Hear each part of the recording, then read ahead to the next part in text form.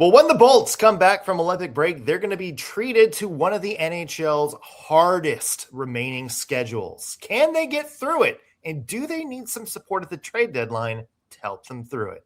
We'll talk about it on today's Locked On Lightning.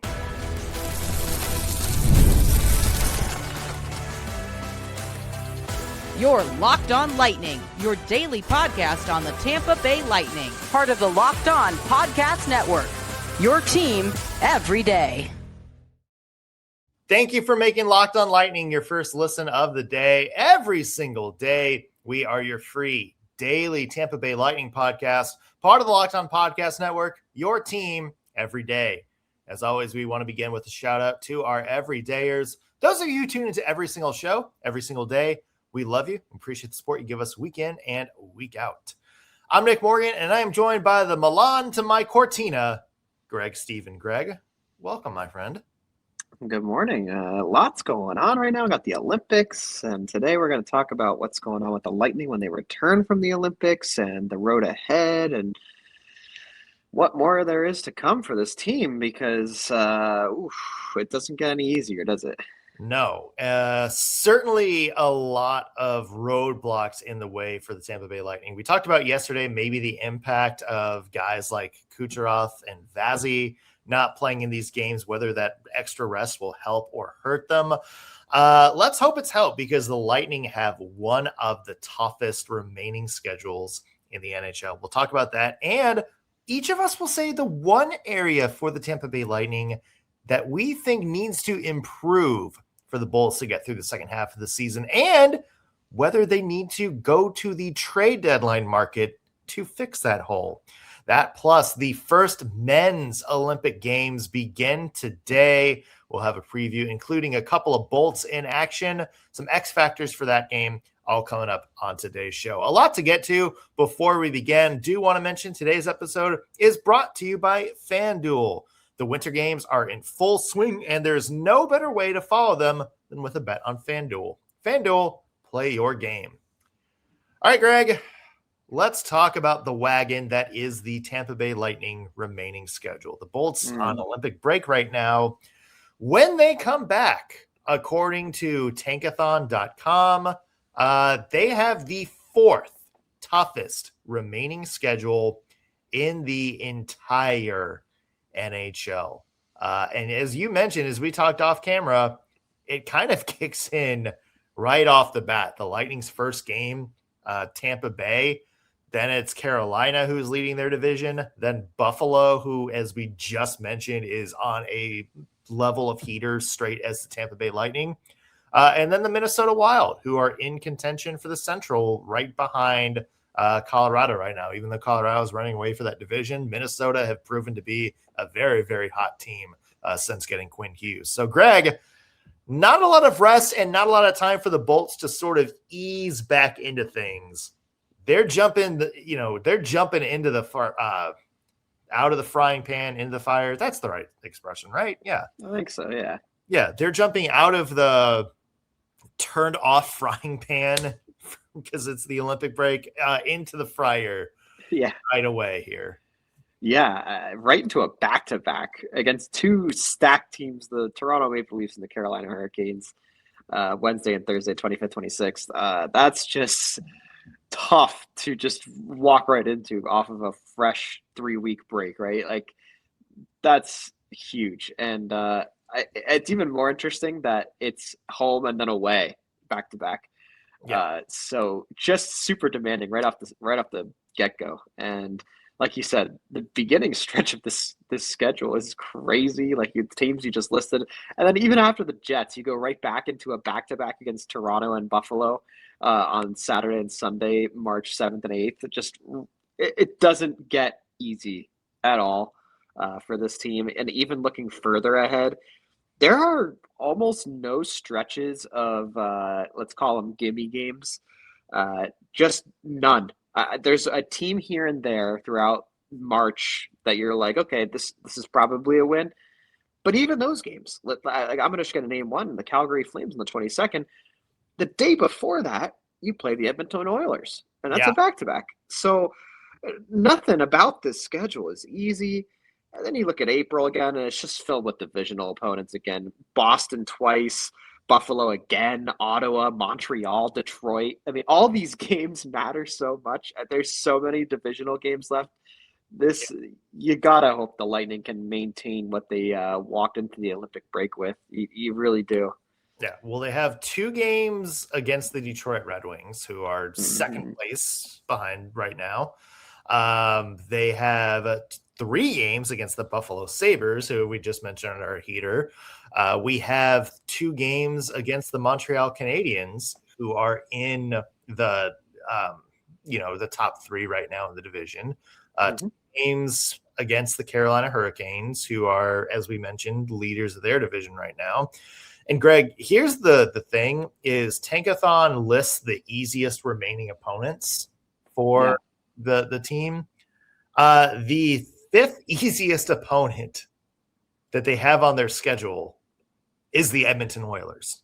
Yeah, fantastic. Yeah, that's the team with Connor McDavid and Leon Draisaitl. That is called an easy opponent for the Tampa Bay Lightning second half of the year. Nice and simple. So there really is no rest, and it is, to me, going to be an X factor. And as you mentioned, even the Calgary Flames are back-to-back against the Edmonton Oilers.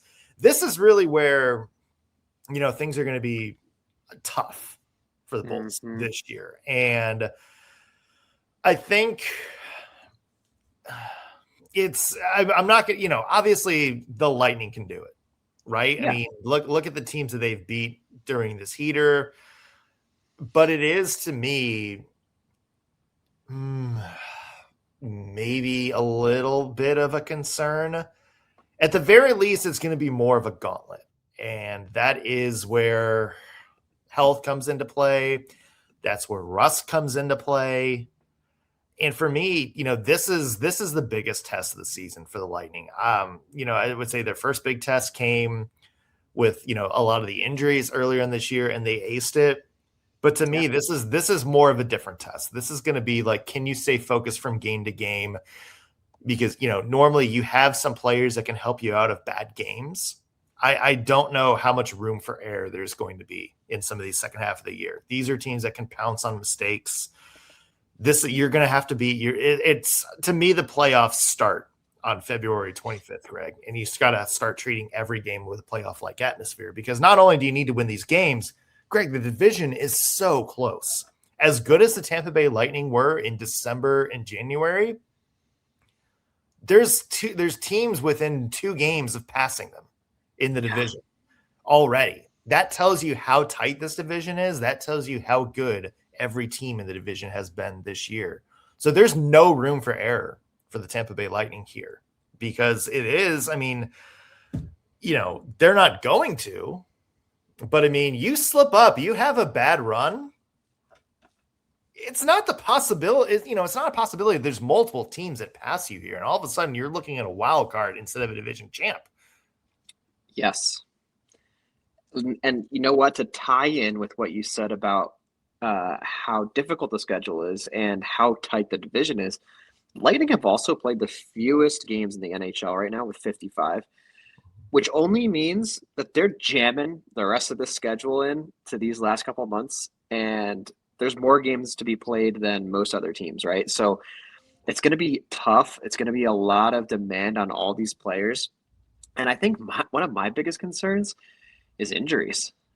With how many back-to-backs there are and just how frequently you're about to be playing the rest of the schedule out in so few days, it's definitely a concern for me. And it's one of those things where you can't predict the future, right? And the deadline's going to happen sooner rather than later. So it's not like you can anticipate any kind of injury and just make some kind of move to counter if that does happen. It's just, if it happens, it happens, and you're kind of doomed from there. But yeah, it's a concern for sure. And I think, like you said, each of these games needs to be the playoffs. It just has to be, especially with how many divisional opponents are in the remaining schedule. Yeah. You need all the points you can get here. And the last thing I want to say is, I think based on the last few years, when you face Florida in the first round, you should have learned at this point that first round opponent matters. And if you are capable of, locking in one of the less juggernaut squads as your first opponent, I think that's so beneficial. I look at last season in particular. There was a huge game against the Leafs, I think in the third or fourth to last game, and it could have changed the opponent.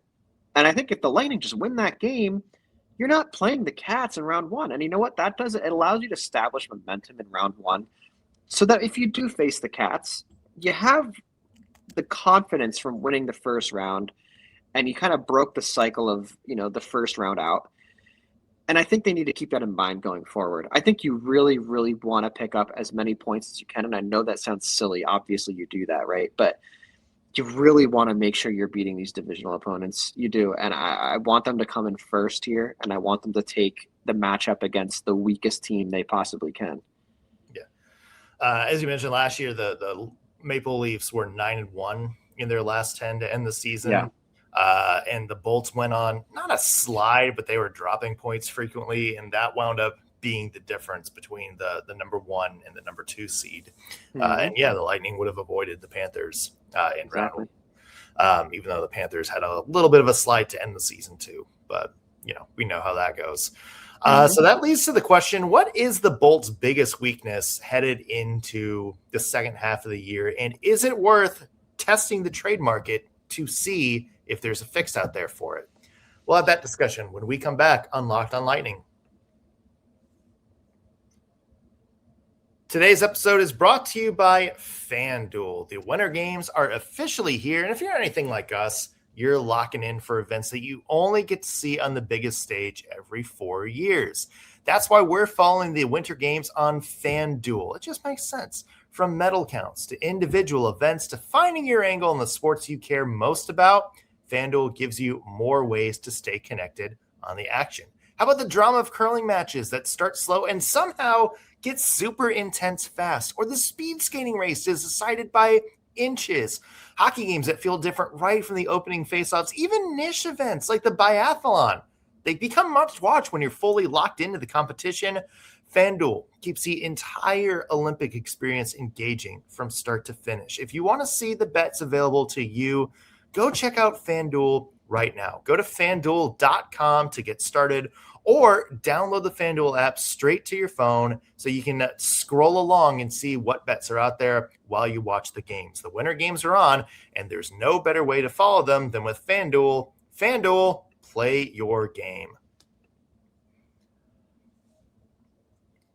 We're back on Locked on Lightning. Nick Morgan here alongside Greg Stephen. And Greg, we talked about how important it is this second half of the season is for the Bolts. Let's talk about weaknesses that the Bolts need to address going into this second half of the year. Greg, what's one big area where you would like to see the Lightning improve?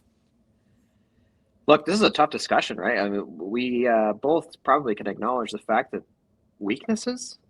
This team just looks like fully complete. But we pitched this topic to each other, and then before the show, we were like, so what are the Lightning weaknesses? Right. We're in trouble finding some. Yeah, but I'm going to go with my first instinct, which was just the bottom line, the fourth line. I don't think it's bad, and I don't think there's a ton more you can ask for necessarily from the guys that are playing there. I think what I would want is more consistency and chemistry with that fourth line. It tends to swap a ton. And I think there is an opportunity to upgrade that fourth line. As far as, is it worth the time at the deadline or the assets you currently have that you could use to acquire someone? Is it worth it? Yeah. I don't think you go out of your way to do it. I think if there's an easy, obvious, simple, don't cough up too much for a guy on the fourth line, I think you go for it. But it's not something I'm going to, cough up a bunch of draft picks or anything like that for. But knowing JBB, anything can happen. Yeah, I don't think you're going to see the Yanni Gourde trade last year where you give up multiple first round picks and everything like that to get a player at the deadline, but I do think there's value out there. Yeah. We talked about Blake Coleman. His name has been kicked around. Do the Lightning see if Magic strikes twice with the reunion and bring him back? It's going to be interesting to see. There are deals to be made out there. I don't think it's going to be one of those blockbusters that we've seen the past couple of years. We think back on years like Tanner Jeannot, bringing him in, Brandon Hagel. I don't think it's going to be one of those JBB is going to do whatever he can to go get his guy. I think he's genuinely very happy with where the team is now. I think he's happy with the depth. You're looking at a situation where when everybody's healthy, Nick Paul and Oliver Bjorkstrand are on your fourth line, and those are two pretty good players to have on your fourth line. Absolutely. Yeah. So it's not like I think he feels like compelled to make a move here. And I think that's a good thing. Yeah. I think for me, Greg, if you ask me my biggest weakness here, we've talked about this a lot, and I'm just going to go ahead and say it. I still would like to see some improvement in the faceoff dot. Mm-hmm. Look, we've talked about this. I know that the Lightning have been bad at faceoffs, and it's not stopping them from winning games. I just think it could, especially in the postseason. Let's say you're down a goal or you're up a goal late. You need to win a key faceoff in your own offensive zone. Who's the guy you're putting out there to do it? Nick Paul is kind of your best faceoff man right now. Mm-hmm. Is there anybody else after there that you absolutely 100% trust is going to win the faceoff? No. To me, the answer is no. Yeah, it's not. There's no one. They don't have that guy. And that's my question is it worth looking to see if there is that guy out there? And truthfully, I don't know if it is. The first thing that kind of pops out to me is somebody like Ryan O'Reilly, who he would be a lot of depth. But that's where it gets a little complicated because he does have another year left on his contract with some salary. So it's not going to be like a pure rental, and the Lightning would have to do some things to make it work. Right. I think having somebody like O'Reilly, we talked about there is a spot open in the top 6 for somebody right now. Yeah. And, Ryan O'Reilly, who's somebody that can play wing or center, he certainly, I think, would fit the bill there, get some much needed experience.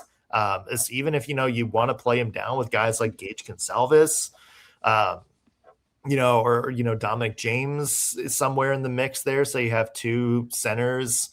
I think, he can help guys like that out. It gets complicated in terms of I don't think you need to make a trade like that purely for faceoffs. I think it would be a nice thing to have. It's like ordering, it's like getting ice cream at the end of your shopping trip. You don't need it. You probably don't need to drop $5 on it, but it's just a nice thing to have. A little treat. Sweet treat. It'd just be nice to have a face-off specialist when you need a face-off specialist. Yeah, no, I completely agree with you. I don't think either of these things we've listed are necessarily worth going fully out of your way for or making big sacrifices for. Yeah. But if an opportunity presents itself and you can, give up very minor things for either of these areas, yeah, go for it. I mean, like you said, it's a sweet treat. Add it to the team if you can. The only thing that I would ever be concerned about with either of these things is chemistry influence. And even that I think is so minor for both of those things. Just face-offs, you can always have a guy hit the draw and get off the ice in all the situations, right? And then as far as the fourth line goes, that's not a massive impact to chemistry. I think if anything, you're looking to build chemistry on the fourth line. So, right. I could see it going either way, really. Yeah. But I do want to say I agree with what you said. I don't think there's going to be a big splash of any kind. I don't think you're going to see any like crazy flashiness as far as trading or any huge moves that JBB is going to make where you're like, oh, this is, Gensel again. It's not going to be anything like that. Yeah. To me, it really is going to come down to value. I think that's going to be the key word for the Tampa Bay Lightning. I think you may see more of a rental as opposed to, a trade last year where there is some term left for Bjorkstrand and Gord. Or at least for Bjorkstrand's end, there was Gord resigned. But to me that's going to be the big thing is there a trade that improves the Lightning that also makes sense for what the Lightning want to do over the next couple of years? Remember, they still have to re-sign Kucherov, which those negotiations can open this summer. Darren Radish, what are you going to do with him? There's more question marks that I think they need to address first rather than locking in another big contract for the next couple of years. So to me, it's just going to come down to, is there something out there that makes sense? I don't think JBB is going to overpay or anything like that this year. Agreed. Yeah, I don't think so either.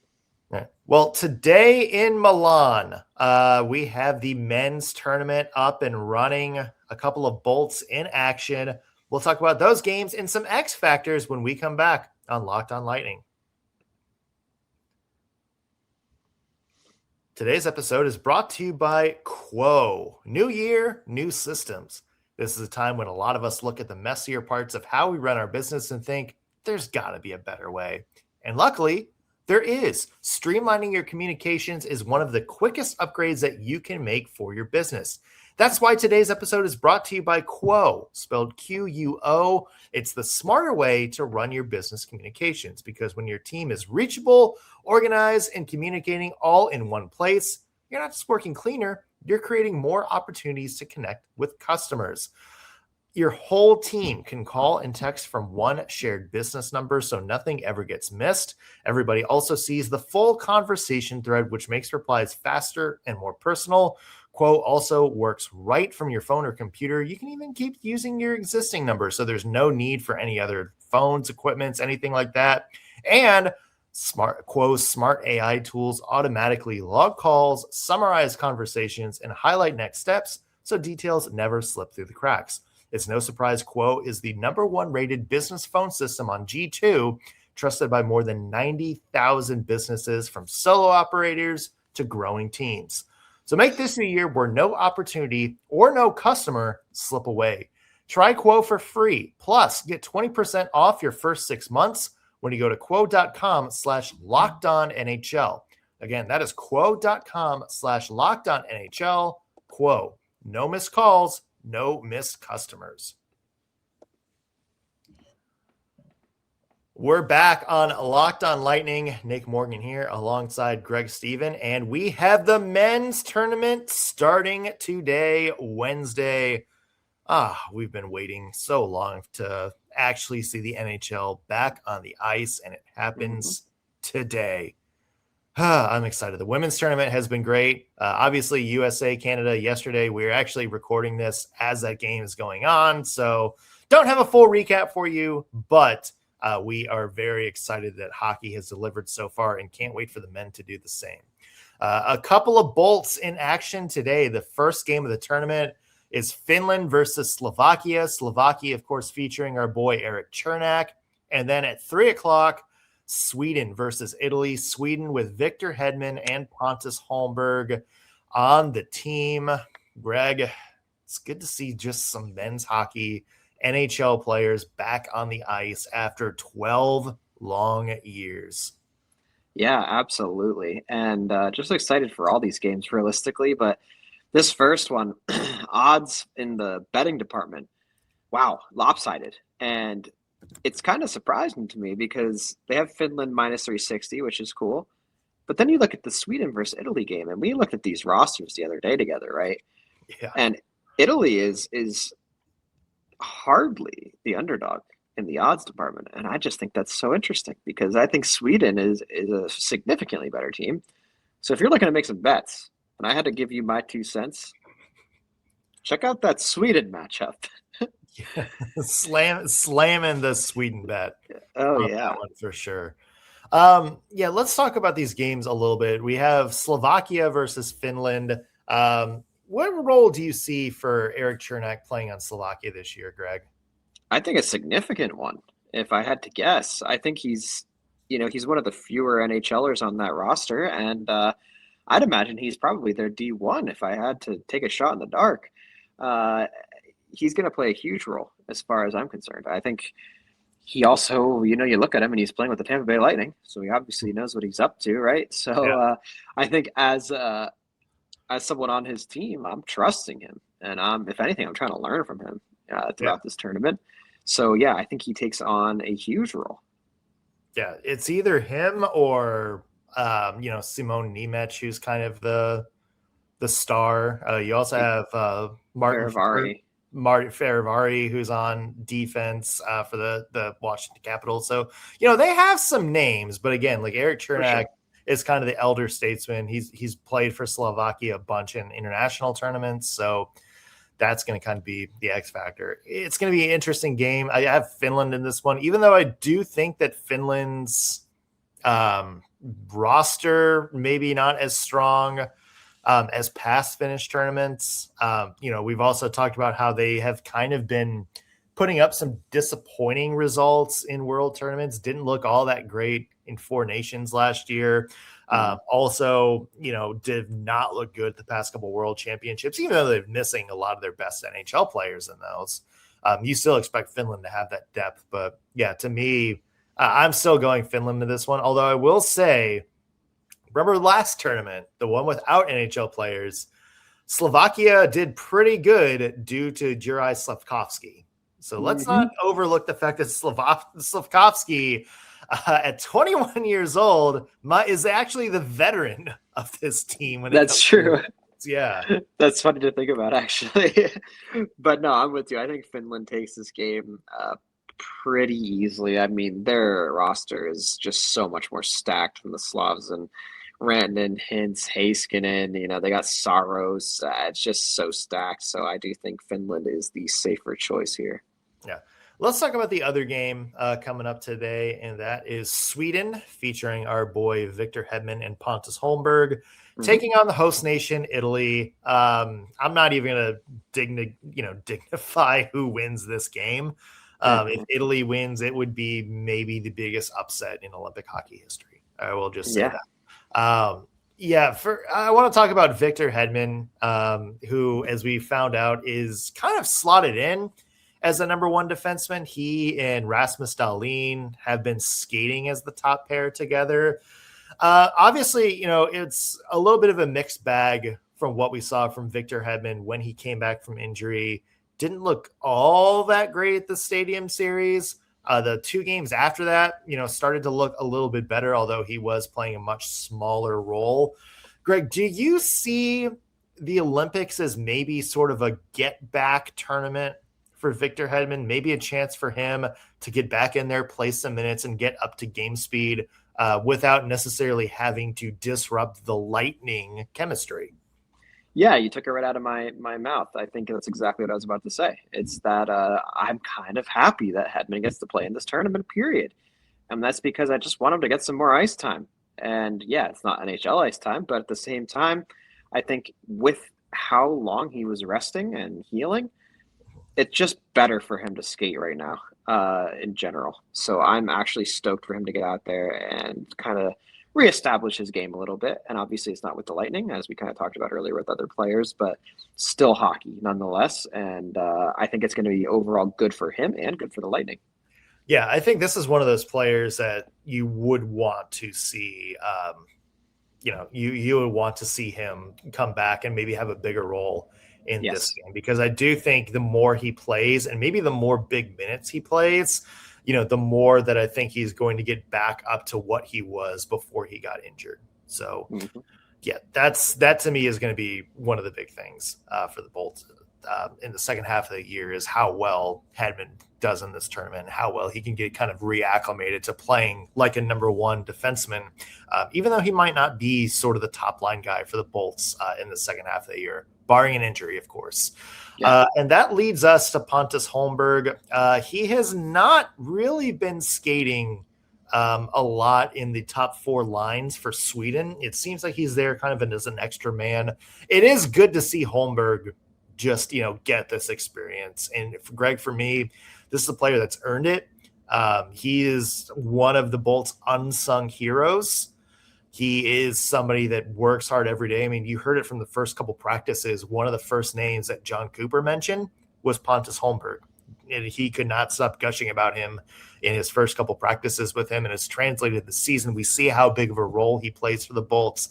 I am so glad to see him at least on the team, at least being able to travel with Sweden and getting some recognition, for how well he's done this year.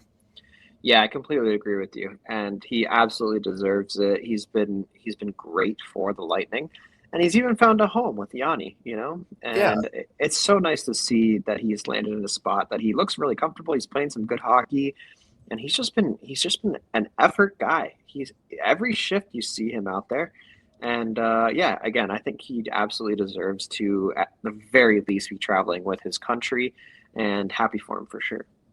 Yeah, I can't wait to see. I assume he's probably going to get a little bit of game action. And I know that William Nylander was also a little bit banged up in practice. So if there is an opening, I would say Holmberg is probably the first person to get it. They could certainly use some defense there. Yeah. It's going to be interesting to watch for sure. Of course, we will have more Olympic hockey as the tournament goes on, both from the men's side and the women's side. Big game coming up. Big set of games coming up Thursday. A lot of Bolts in action. John Cooper, coach Canada team. USA will play their first game with Jake Gensel. Every single game on Thursday has at least one Lightning connection to it. So there's certainly going to be a lot to talk about moving forward for sure. Make sure you guys stay with us. Make sure you follow us on social media. We're Locked on Lightning pretty much anywhere that you guys scroll. Also, be sure to subscribe, whether you're watching us on YouTube or listening in on your favorite podcasting platform. We would love to hear from you. That's going to do it for us on today's Locked on Lightning. Thanks for making us your first listen of the day. Back tomorrow with a new episode. We'll see you then.